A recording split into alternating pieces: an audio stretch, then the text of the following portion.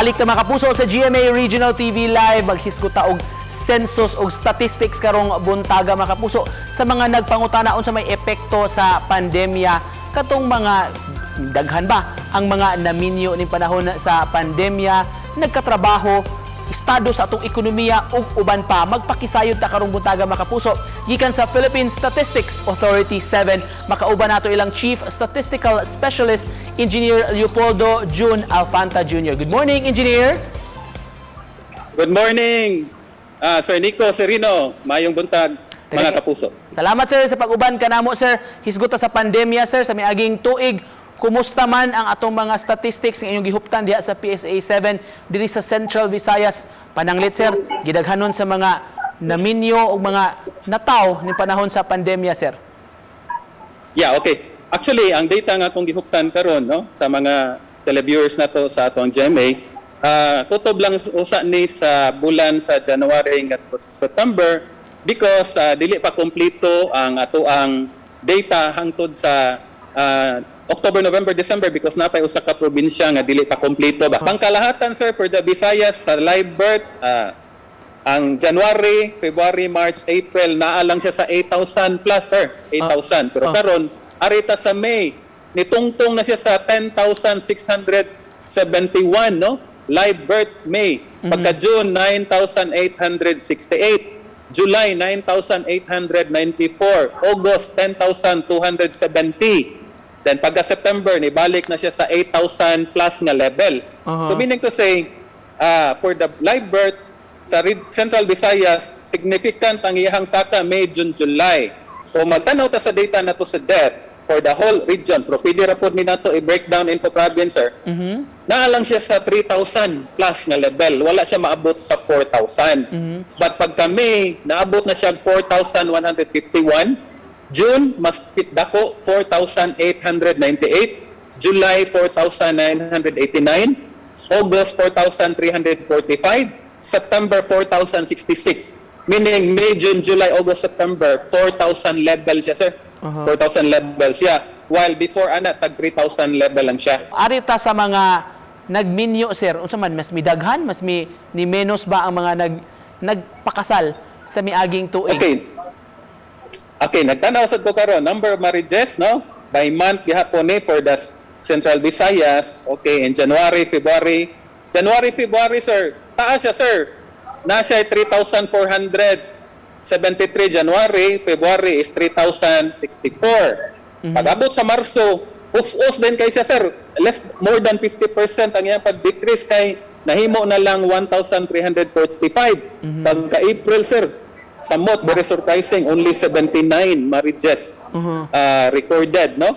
Marriages, April. Pagka May, 420. Balik na po siya 4-digit in June, July, at 1,124 and 1,036 respectively. But in August, 791. So medyo erratic kayo siya, sir. Engineer June, on another note, sir, kumusta rin ang atong economic performance dito sa Region 7, sir, sa miaging tuig? Doon na ba mo yung data ini? Okay, regarding the economic performance, sir, ang ako rang mahatag ani karon is not really the economic performance. Kaya ari pa man gud mi sa bulan sa April, no? Sumasa mong timetable. Usually in the 4th Thursday, that's the 4th Thursday of April, makita lang nato siguro diri sa ato ang consumer price index o sa atong inflation rate, no? During last year, okay, from January to December, but for the whole year of 2020, ang atong CPI is at 126.0. Meaning to say, sir, ang kuan magod, ang inflation magod is the rate at which the prices of goods and services increase, no? Nya ato siyang ibase sa base year. Ang ato base year ani is 2012 pa siya. So ang pasabot in 2020, on the average, ang prices of goods and services commonly consumed by a Filipino household increased by 26%. Kung nato siya i-compare sa base year 2012. In 2012. Engineer, pasensya kayo, medyo limitado atong oras sa television. So we understand, doon na may mga updates mahitungod sa National ID, sir, nga implementation. Basi gusto kag mo paambit og mensahe sa atong mga viewers nga nagtanaw karong buntaga, sir, unsa imong gusto ipaabot? Okay, sir. Regarding the national ID system natin gitawag na step 1 and step 2, no? Ang atuang tulo ka probinsya, Cebu, Bohol, and Negros Oriental, was included in the 40 provinces last year to start with the step 1. The step 1 is the pre-registration, meaning to say, ang giuna ato og pre-register. When you say pre-register, gikuha ang demographic characteristics sa tao, no? Iyang name, age, sex, nana. Nya gi-focus lang usa sa low-income household based sa listahanan yang gikuha sa DSWD. Mao ta siya ang gibuhat last year, but the step 1, the pre-registration will also continue within this year. Ang step 2, sir, nagsugod na ta sa step 2, which is the registration process na. Meaning to say, ang katong na pre-register, na identified pre-registered persons last year will go to the registration centers para kuhaan na sila sa ilahang biometrics. Basically, almost all of our municipalities na tuwa na dito ang mga registration kit. At tuwa na dito. Ang number of registration kits, sir, nga gi-allocate sa municipality, depende sa kadakang municipality.